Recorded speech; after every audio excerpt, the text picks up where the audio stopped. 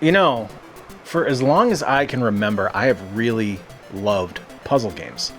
I like being able to figure something out, whether it's something as simple as creating a series of lines and watching them disappear in Tetris to something a little more complex, like the wonderful world of Myst. I've enjoyed puzzle games pretty much as long as I've been a gamer. What's going on, everybody? I'm Jay. Welcome to Square Pegs. Today we are looking at amazing retro puzzle games that still hold up to this day. We're kicking things off on the NES with a little blue ball. Launching this whole discussion with one of the greatest puzzle games on the NES. This is Adventures of Lolo. Now, I do want to point out that one of the qualifiers for this video, we ain't talking Tetris. Tetris is too easy, man. Tetris is way too easy to include on a list like this. Everyone knows Tetris. Everyone has played Tetris. Everyone loves Tetris, so we're going to avoid it. But Adventures of Lolo, now that is a creative game. So this is, take a character that's a little bit Kirby. He's just blue and not pink.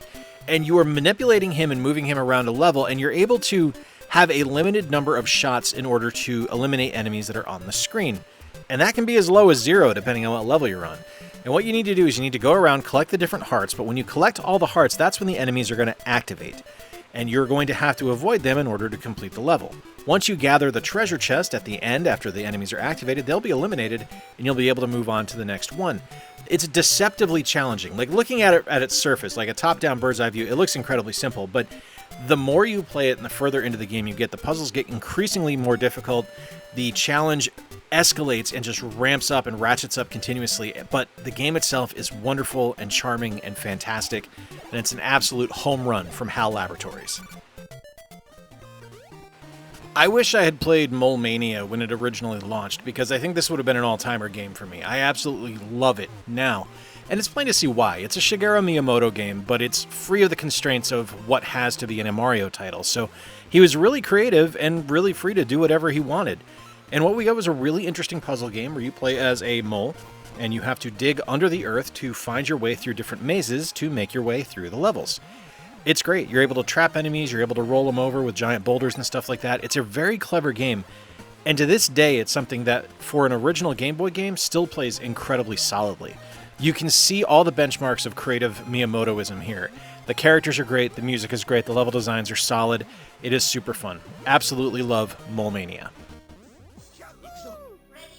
Super Puzzle Fighter 2 Turbo is a lot like Puyo Puyo, and I have no complaints about that because Puyo Puyo could very easily be on this list as well, but I'll be honest with you, I had never really played that until Puyo Puyo Tetris on the Switch, so my introduction to that type of gameplay was here with Super Puzzle Fighter 2 Turbo. And what the game is it's a tile matching game. So as you grow the different colored gems that are on screen, you're going to gain more points. And as you play, those gems that you clear out are going to fly over to the other side of the screen to impact your opponent that you're facing off against. One of the things I really like about this is that it features all of the classic Street Fighter characters, a bunch of characters from Darkstalkers, and I think even one from Red Earth. I think she's in here. I might be wrong. I might be thinking of a different game. Regardless, I really do love this game. This is a wonderful puzzle game, and it's one that I think gets overlooked pretty regularly, which is a shame because it is a fantastic title. I really do think there's a good challenge here, and I think it's a creative use of the puzzle element, especially when you consider that it's a Street Fighter IP. I just think it's fantastic. Shout out to my wife Meredith for suggesting Zuma Deluxe here. Now, Zuma is a game I initially played back when I worked in the game industry on PartnerNet, which was something that they offered on Xbox 360, where you were able to check out games that were uploaded that people were trying to get through certification. And Zuma captivated me immediately. It was a PopCap game. I worked at EA at the time, and it was one that we were releasing under the PopCap banner that I had never really heard of. And when I got into game, oh my god, I was instantly addicted. It is a very simple concept. It is a match 3 game.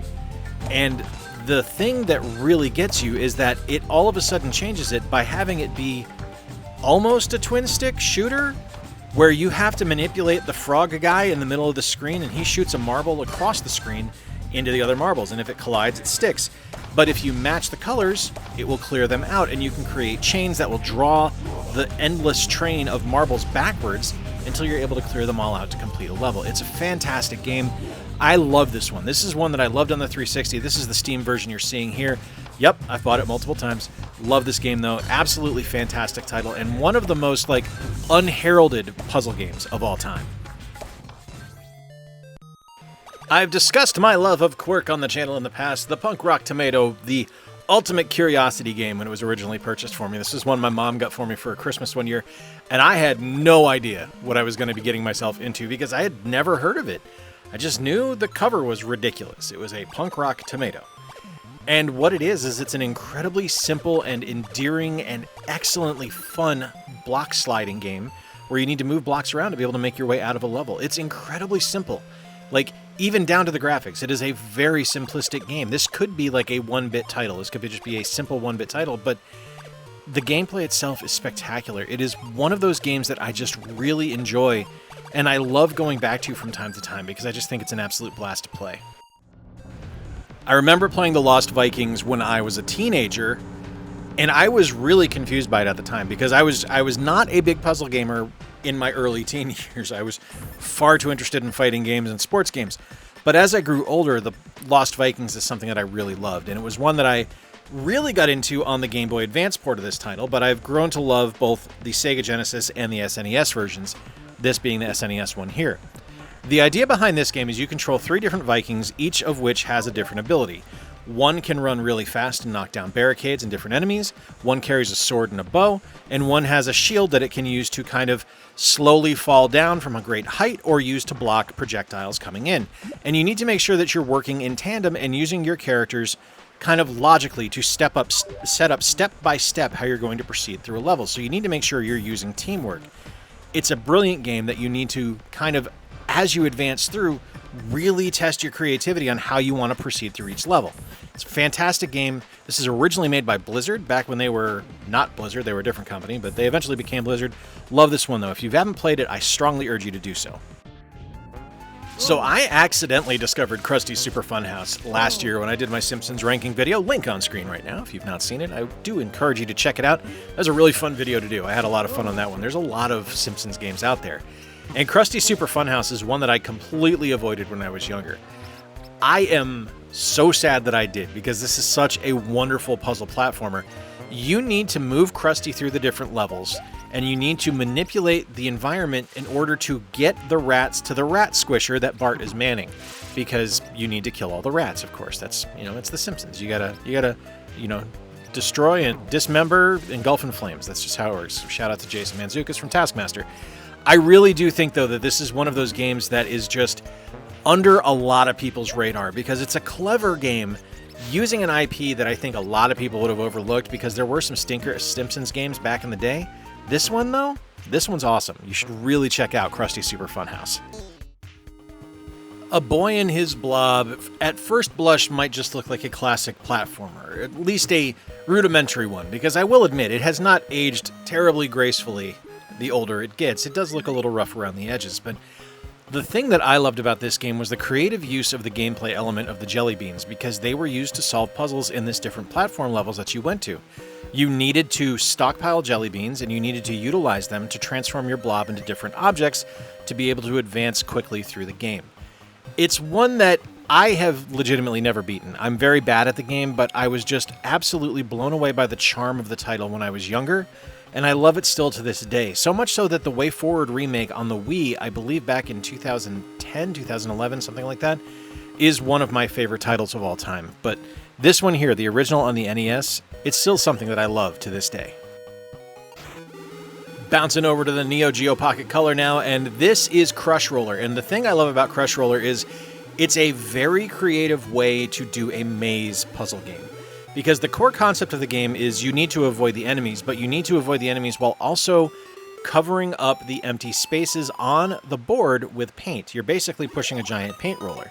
And as you fill in those spaces, enemies are going to chase you and walk on them to clear the paint out. So you need to make sure you're moving quickly. You need to make sure you're avoiding them so you don't die. And it's a really creative blend of both Pac-Man and I don't really know, because I've never really played a fill-in game before where you need to fill in colors on a map. I just think it's awesome. It is one of those games that I think is just perfectly made for a handheld device, and especially the Neo Geo Pocket Color, which is such a fantastic system anyway, but Crush Roller is one of the best ever made. Absolutely love this game. I think much like Tetris, Dr. Mario is one of those ubiquitous games for people of my generation that grew up on things like the NES and the Game Boy. It's one of those games that is just everyone had an experience with it. And while it might not be like terribly technically advanced compared to modern puzzle games in some regards, it's still one that I think is doing what it can with what it has. Like, when you stop to consider the fact that the game is just as simple as matching colors to clear things out, and you realize how challenging the game can get by adding different speed and different fillers on the level by putting in so many different pills and viruses, you can really see the challenge inherent, because you start to have to think ahead beyond just clearing viruses out. You need to start thinking of how the pills are going to cascade when the viruses are eliminated. Absolutely love this game. It's one that, for me, is just a signature NES experience as far as I'm concerned. While on its surface, Donkey Kong on the Game Boy might look like just another Donkey Kong platformer or a retelling of the original Donkey Kong arcade game on the Game Boy, once you get past those initial levels, you are brought in to see an absolutely brilliant puzzle game, a puzzle platformer that to this day holds up incredibly well. And in fact, without this game, we wouldn't have gotten the Mario vs. Donkey Kong series. I guarantee it, because it is just a continuation of that, like down to the mechanics, the core mechanics almost being identical. It's a wonderful game where you need to explore the different levels to go through and complete things in the correct order to be able to get through the level correctly to find all of the requirements you need for each level to 3-star them, basically. And it's amazing. It is probably my favorite version of Donkey Kong, is this particular Game Boy title, because you get not only the arcade great, you get one of the best puzzle games ever made as well. Hopping over to the Dreamcast now with one of my all-time favorite puzzle games. This is ChuChu Rocket, and the core concept of this one is simple. You are taking your mice, proceeding to get them through a level by placing different arrows on the screen to make them move in a particular direction, and you need to get to the rocket to blast off. Now, that sounds simple at its core, but there's also, of course, since you are a mouse, cats on screen. And as you are moving them through the level, the cat will try to eat you. Of course, the cat can be manipulated by the arrows as well, which is really nice. But you only have a limited number that you're able to put down, so you really need to think ahead of how the paths are going to proceed. It's a really fun game, and it's one that I really enjoyed on the Dreamcast. The Game Boy Advance version is great as well. But my friend John Riggs did his own take on this, and it's an NES game called ChuChu Mimic, where you need to manipulate the knight that's questing through the dungeon to get to the Mimic so the Mimic can have a snack. Absolutely fantastic title from John, and definitely worth checking out if you haven't done so. Check out his website, pick up the game when you have a chance. It's awesome.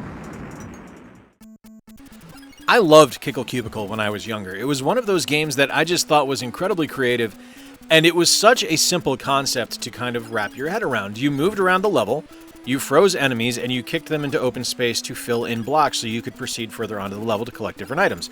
It's incredibly simple in its design and incredibly deceptively difficult in its puzzle elements, because while the core concept is easy to understand and everyone can grasp, there's multiple ways to solve each level, and I love that.